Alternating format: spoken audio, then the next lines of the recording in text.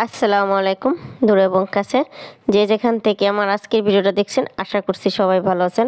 আলহামদুলিল্লাহ, আমরাও আল্লাহর অশেষ রহমতে খুব ভালো আছি। প্রতিদিনের মতো আর একটা ভিডিও শুরু করছি। আমার ভিডিওর কোনো অংশ যদি একটুও ভালো লেগে থাকে তাহলে লাইক করে, কমেন্ট করে, শেয়ার করে আমার সাথেই থাকবেন। তো রাতে ঘুমিয়ে পড়ছি, অনেক রাতে ঘুমাইছি কাল। তা প্রায় 1টা বাজে ঘুমাইছি, কারণ লোক সংখ্যা বেশি ছিল। সঙ্গ আড্ডা মারছি, মানে মোবাইল টোবাইল টিপছি, অনেক ধরনের কথাবার্তা বলছি। বন্ধু বান্ধব সব এক জায়গায় হইলে যা হয়, মানে পুরা 9 জন একসাথে এক বিছনায়, ডালাই বিছনায় ঘুমাইছি। অনেক মজ মাস্তি করছি, করতে করতে রাত 1টা 1:30 মনে হয় বেজে গেছে। তখন গিয়ে ঘুমাইছি। আর ঘুমাইছি সবাই একসাথে, তো রুমের দরজা জানালা সব বন্ধ করে ঘুমাইছি। দিন না রাত কিচ্ছু বলতে পারি না। এখন বাজে সকাল 10টা ওভার, 10টা ওভারই হবে যখন এই ভিডিওটা করা হয়েছে সকালবেলা। তখন গিয়ে ঘুমটা ভাঙছে, কিন্তু ঘুমটা এমন টাইমেই ভাঙছে, আমাদের তো আর সেই সৌভাগ্য নাই যে ঘুম ভেঙে উঠেই কিছু একটা খাইতে পারবো, কেউ রান্না করে রাখছে, মানে এরকম কোনো ব্যাপার নাই, এরকম কেউ নাই। কারণ মার শরীর এত বেশি ভালো না, আর এতগুলা মানুষের রান্না আমার মায় রান্না করতেও কখনো পারবি না, কারণ সে খুব অসুস্থ। তো আমি ঘুম থেকে উঠে কি করছি, মানে দোকান থেকে 2 প্যাকেট পাউরুটি আইনা ডিম, মানে অনেকগুলা বাচ্ছি ভাইজা সবাইরে বার্গার বানাই দিতেছি। ভিডিও করতে পারি নাই, বানাইতেছি অনেক আগের থেকেই। তো ভিডিও করা হয় নাই, কারণ কাজ করব না ক্যামেরা ধরবো। তো আমার মেয়ে এখন মনে করে সে ক্যামেরা ধরছে, আম্মুর জন্য ভিডিও তৈরি করে আম্মু পরে ভয়েস দেবে না। তো লোকজন অনেক বেশি, তো আমার পক্ষে আর কোনো কিছুই করা সম্ভব হয় নাই। তো যাই হোক, ভিডিওটা আমার মেয়ে করছিল, তাই আপনাদের সাথে শেয়ার করতে পারলাম। বার্গার বানাই দিতেছি, ডিমের বার্গার। কি করব, সকালবেলা বাচ্চাকে কিছু তো একটা খাইতে হবে। আর এখন যদি রান্না করতে যাই আমি, বাচ্চাকে কোনো নাস্তা টাস্তা না খাইয়ে, দেখা যায় যে 12টা 1টা বেজে যাবে সকালের নাস্তা ওদেরকে খাওয়াইতে খাওয়াইতে। সেই জন্য চিন্তা করলাম ওদেরকে হালকা পাতলা অন্তত পক্ষে কিছু খাওয়াই, ওরা একটু মানে পেট রেজাবিন দেখ, আর আমি তারপর রান্না করি। আর পেট রেজামিন তো তখনই আমাদের খিদে লেগে গেছে, যখন ঘুমাইছি, মানে 1টা 1:30 পর্যন্ত যখন মানে মজ মাস্তি গল্প করে ঘুমাইছি, তখনই আমার ভীষণ খিদে পাইছিল, কিন্তু কি করা, ওইভাবেই ঘুমাই গেছি। বাচ্চাদেরকে হালকা পাতলা নাস্তা খাইয়ে নিজেও একটুখানি খেয়ে রান্না করতে চলে আসছি। এক একজন এক এক রকমের খাবার খাইতে পছন্দ করে। কেউ খাইতে পছন্দ করে ইলিশ মাছ ভাজি, আবার কেউ পছন্দ করে কাঁচা ইলিশ মাছ দিয়ে বেগুন দিয়ে ঝোল। তবে মাছও এত বেশি না, কি করব, কিছুই করার নেই। 4 পিস দিয়ে গিয়ে ঝোল করছি, আর 5 টুকরা মাছ এটা গিয়ে ভাজি করতেছি। আমার ভাজি খাইতে মোটামুটি ভালোই লাগে, আমার খুব পছন্দ। তো এই জন্য 4 পিস ভাজি করছি, মানে ঝোল করছি। যে যেটা পছন্দ করে সে সেটাই খেয়ে নেবে, সেই চিন্তা করে।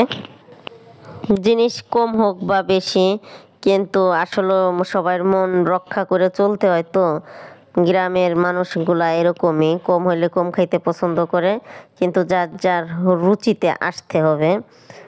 মানে প্রত্যেকটা মানুষেরই মনে হয় এরকমই, যার যেটা ভালো লাগে আমার মনে হয় সেটাই করা ভালো।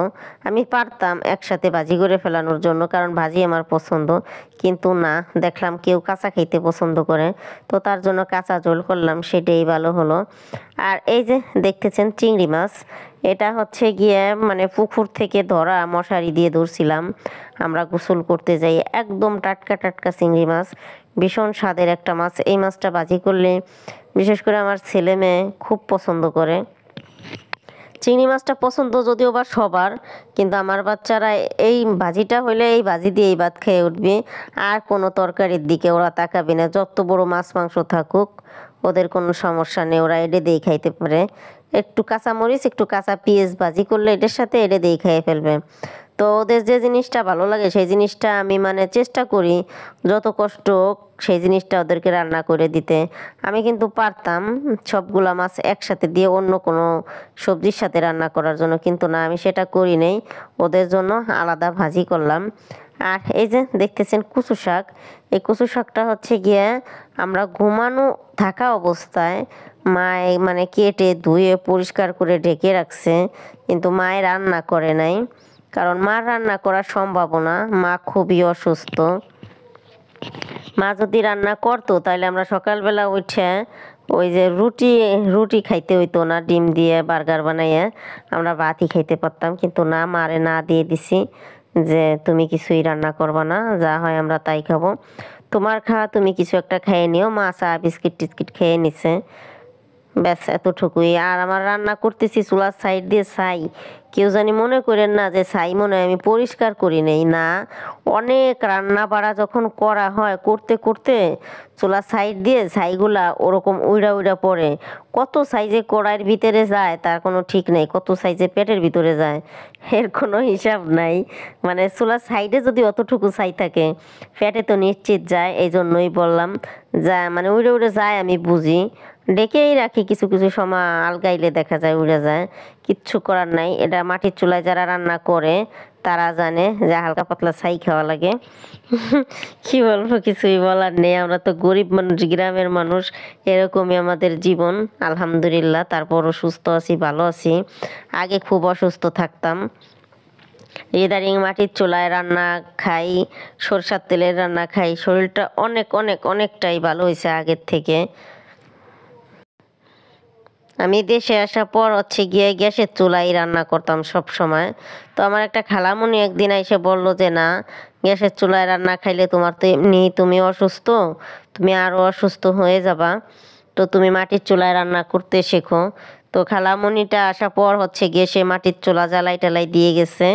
তো তারপর থেকেই আমি মাটির চুলায় রান্না করি, আলহামদুলিল্লাহ প্রত্যেকটা খাবারের স্বাদও ভালো হয়, আর বাস্তবেই মানে স্বাদও ভালো আর শরীরটাও ভালো লাগে আগের থেকে। এই জন্য আমি কষ্ট হইলেও মাটির চুলায় রান্না করি, মানে কালি বরুক যাই বরুক, কালি টালি তো হয়ই, কিন্তু কিছু করার নেই, তারপরও আমার খুবই ভালো লাগতেছে। প্রায় 4-5 মাস হয়েছে আমি মাটির চুলায় রান্না করি, গ্যাসের চুলায় রান্না করি খুবই কম। মানে বৃষ্টি টিষ্টি হইলে, বৃষ্টি তো এখন হয়ই না, ভুল ভবিষ্যৎ, মানে গ্যাসের চুলায় রান্না করি অনেক রাত হইলে। রমজান মাসে একটুখানি রান্না করছিলাম গ্যাসের চুলায়, তাছাড়া মাটির চুলায় রান্না করি। আলহামদুলিল্লাহ লাকড়ি যাওয়ার কোনোই অভাব নেই আমার এখানে, কারণ আমি যে ঘর দিচ্ছি বিল্ডিং করার সময় যে কাঠগুলা হয়েছে, মানে এক ঘর শুধু কাঠ, তাছাড়া আমাদের বাড়িতে গাছপালার কোনো অভাব নেই। আমার এই বাড়িতে অভাব, কিন্তু আমার মাকে বাড়িতে অভাব নেই। তো মাকে বাড়ির সব জিনিস আমার এই দিয়ে দেয়, মানে যে জিনিসটা মাকে না লাগে ওগুলা দিয়ে দেয়। আবার আমার গরু ছিল, ওইখান থেকে অনেক লাকড়ি, তো আমি গ্যাসে রান্না করতে করতে আমার লাকড়িগুলা নষ্ট হয়ে গেছিলো। এখন যে আবার আমি লাকড়ি দিয়ে রান্না করি, তো আমার মায় মহা খুশি লাকড়ি দিয়ে রান্না করলে, আর আমারও খুব ভালো লাগে। আর গ্যাসের যে দাম, সব মিলেই অনেক সাশ্রয় হয়। তো রান্না বাড়া করে খাইতেছি আর আপনাদের সাথে বক বক করতেছি। তো প্রত্যেকটা রান্নার স্বাদই মাশাল্লাহ অতুলনীয় হয়েছে। মানে রিজিক রিজিক বলে একটা কথা আছে, রিজিকই যার যতটুকু থাকে ততটুকুই আলহামদুলিল্লাহ অসাধারণ হয়েছে। আমার এই রান্না ভাতে 4 জন মেহমান খাই মানে খেয়ে গেছে। খাওয়ার পর যেহেতু আমি বয়স দিতেছি, আমার মনটা ভীষণ ভালো লাগতেছে। কোনো মানুষজন এসে খাওয়া দাওয়া করলে আমার খুব ভালো লাগে, তারপরও কম পড়ে না, সব জিনিস বেশি বেশি থাকে। মানে আমার আন্দাজটাই অন্যরকম, আমার মনে হয় যে হয়তো বা কেউ আজকে আসতে পারে। যাই হোক, যা যার রিজিক সেই সেই খাইয়ে যাবে, কোনো ব্যাপার না। তো আপনারা সবাই ভালো থাকবেন, সুস্থ থাকবেন, আল্লাহ হাফেজ।